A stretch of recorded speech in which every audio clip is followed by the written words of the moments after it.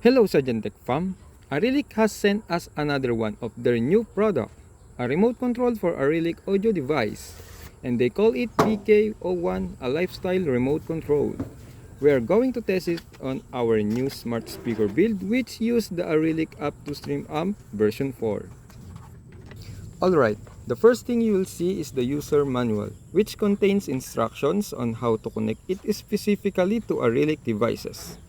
At the bottom, you'll find the remote itself securely wrapped for protection.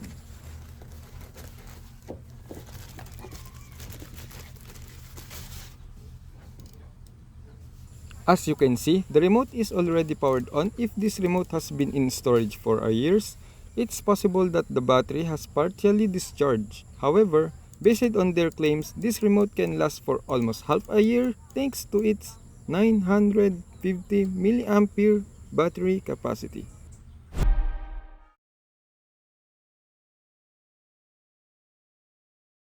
Disclaimer, Arylic provided this remote to test on my speaker build and the manager requests it be showcased with a Christmas spirit.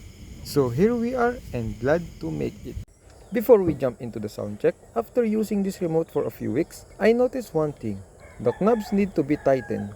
People pick it up of curiosity. Oh wow, what a nice heavy thing. And suddenly your audio setup blasts like a mini concert.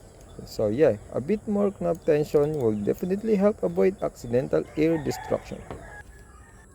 Another thing I noticed is the USB-C charging port. It needs to be adjusted further inward because when you place the remote on the top of the table, the exposed metal around the USB-C port can leave scratches on the surface.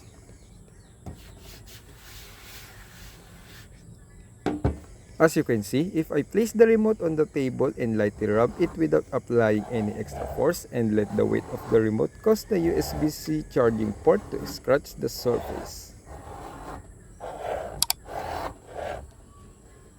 The charging port didn't just scratch the dust from the paint, it also collected it, which could potentially get inside and cause the battery to stop to charge. So now we are diving into the sound check to explore the function of the remote control. I hope you enjoy the sound check with the spirit of Christmas. Advance Merry Christmas, SeganTech fam.